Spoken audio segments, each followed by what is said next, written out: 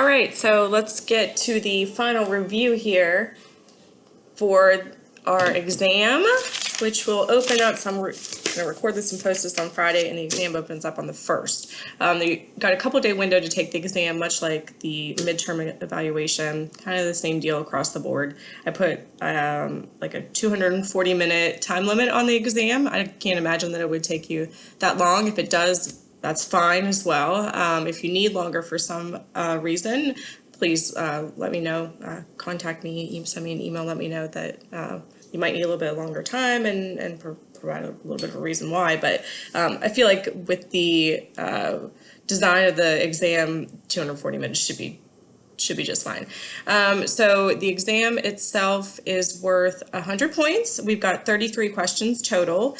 It's a mix of multiple choice, some of the short answers, and the true-false short answers that I believe I had on the midterm evaluation. So there's 6 short answers, and then there's 2 essay questions, which are different. I don't think I had what I would consider to be an essay question on the midterm evaluation, but I wanted to put a couple at the end. Since we don't have like a term paper necessarily, you got the community resource project, which is a good thing to have, but where there's no term paper per se. So with the essay questions, I've got pretty clear instructions there, 3 to 5 paragraphs, a little bit longer.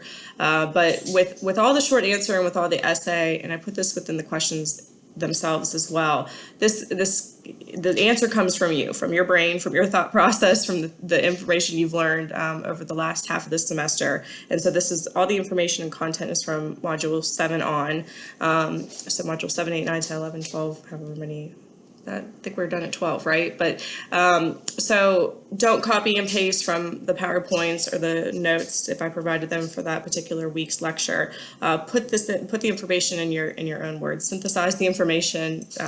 Show me that you're understanding the concept. So there's no need to put citations or reference page within the essay questions either. Just answer them to the best of your abilities. Same deal as before. Once everybody has completed the exam and I've gone through and graded the exam, I'll run some stats on the questions, see if any of them were, kind of show that everybody missed the question, which to me would say that I didn't either do a good job teaching it or I didn't do a good job writing the question. It was confusing. So you will get a score. I believe I set it up so that when you complete it, you'll get a score. But remember, you've got 6 short answers, which are worth 5 points each, and 2 essays, which are worth 10 points each. That are not going to be graded at that point. So don't freak out when you see the final score, because there's a good 10, 20, 30, 50 points worth of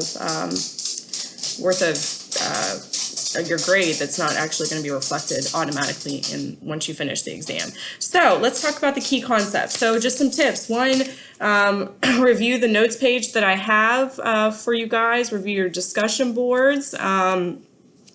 I don't know that you need to go back through and listen to me talk to you all over again, but it would probably be a good idea to have the PowerPoints available too for when you take the exam. It's completely open note. We don't really have a book, but you can use all the resources that are at your disposal, not monitoring you during this time. So the key concepts to keep in mind when you're preparing to study, okay? So without giving away the exact questions, what I really want you to do is know the differences and the similarities between the roles of rehabilitation counselors kind of traditionally and the role of a mental health counselor. So that's twofold. So look at the rehab counselor side and think about what responsibilities a rehab counselor might typically have, what boundaries of practice both might have, one and the other. Think about what advocacy might look like for a rehab counselor or a mental health counselor. Review exactly what happens when it comes to professional organizations and credentialing. Really look over that information and know that when you graduate this program, yes, you've got a degree, yes, you can put MS at the end of your name, but in terms of what you can add, your licensures, certifications, there's additional work that needs to be done. So kind of review all of that. Look over the process in vocational rehabilitation, kind of within the state system. We had some information on one of the modules on that, the typical VR process. and be understanding of even within the VR process, what transition services look like, what IEPs are, the difference between an IEP and an IPE. That's going to be very key. And then think about eligibility requirements for individuals that are entering into vocational rehabilitation programs. So I do want you to really review kind of the traditional vocational rehabilitation position and what that looks like for some of these questions. So if you're looking at the module that we had where we focused on women's issues, multicultural issues, and I think social justice was combined in there. So review domains of competence, what it might mean to be competent in each of those areas. If you're thinking about looking at the multicultural notes, maybe, kind of go over key considerations for each cultural group and subgroup, and then things that counselors need to consider. That those notes page are going to be really useful. I talked a lot about worldview, so obviously there's going to be some questions on that, what it means, what it looks like, what it means whenever a counselor is examining their worldview versus what it means when a client is being asked about their worldview. Centers for Independent Living, I want to make sure that you know the history of the CILs, the purpose of the Center for Independent Living, the populations that they serve, and the other programs that they might work with. So when working with people with women who also have disabilities, I had a statistics slide. I'd say look at that, review that a little bit. Understand what your role is as a counselor in working with women with disabilities. I talked a bit about supervision. That was really brief in that last module. But I do want you to be aware that clinical supervision is a thing, and that's what, I think in hindsight, I probably would have expanded that unit a little bit more, but there's a difference between clinical supervision and administrative supervision. Administrative supervision being, the kind of the day-to-day tasks. Did somebody get all their cases closed? Is somebody completing their paperwork as they should be and reporting, their numbers to an administrative person? Clinical supervision is different. Clinical supervision is where you focus on expanding your competencies and working out issues that are going on with clients. So clinical supervision is a lot like what you would experience in a counseling session, except for the supervisors. They're kind of guiding you and helping you to become a better, more empathetic and sympathetic and competent counselor in your work with your clients. So, and then kind of the last thing that I do encourage you to focus on is the area of assistive technology. So review the slides, become familiar with the different types of technologies. I know there was one slide that I listed like a good number of technologies, different types of actual products that might be available for people to use. So kind of go through that slide and think about, which type of disability might be associated with the use of that product. So if you're looking at like closed caption television, CCTVs, just know that that is, a product that might be useful for somebody who is deaf or hard of hearing. If you're looking at a Braille embosser, that's going to be useful for somebody with a vision impairment.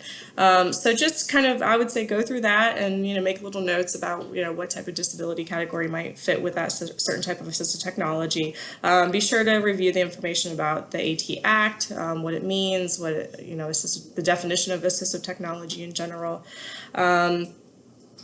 So I think that basically covers it. It doesn't seem like there's a lot there, but 33 questions is not a good amount of questions. And I have complete confidence that you guys are going to rock this final exam. Everybody's done such a good job throughout the semester, so I have high hopes for all of you. So, and I think that does cover it. I'm looking at my notes sheet here about what I wanted to let you know about the final review. So if you have any problems during the test, like I said, during the midterm, but I always like to emphasize this again right before the exam. If you have a problem, if it locks up on you, if your computer dies, if something happens, if it times you out in the middle of the exam, you don't know what happened. If it's something that's technology based, put a ticket in, let IT know. know, and then send me an email ASAP so that I'm aware that you're having a problem on your end. If there's a possibility to screenshot something, if it locks up, go ahead and screenshot it. That way you got some proof of what actually happened, and that's useful for me to have and useful for IT to have as well. So with that being said, if anybody has questions about the exam or anything else, I would encourage you to go ahead and put them on the discussion board, that thread that I have, questions for Dr. Simpson. Put them on there because, when it comes to final exam questions and end of the semester questions, everybody's got them. So I encourage you to put them there rather than email me. I will try to get everything graded as soon as possible. Grades are due May 6th, which is a Monday. I have no idea how long it takes for them to get posted on your systems. Not a clue. But I mean, once you know what your final grade is with each of these, with the final exam, with the community resource project, you should be able to calculate it on your own. So, if you have any questions or concerns, you can email me, but just know that I'll have the grades in definitely by the 6th within the actual WVU system, but my intent is to just keep working on things as I get them in and get them graded so that I'm not working through the weekend next weekend. But all right, well, after the final, enjoy your break. It's short and sweet, and I'll see you guys again in the summertime. And good job this semester.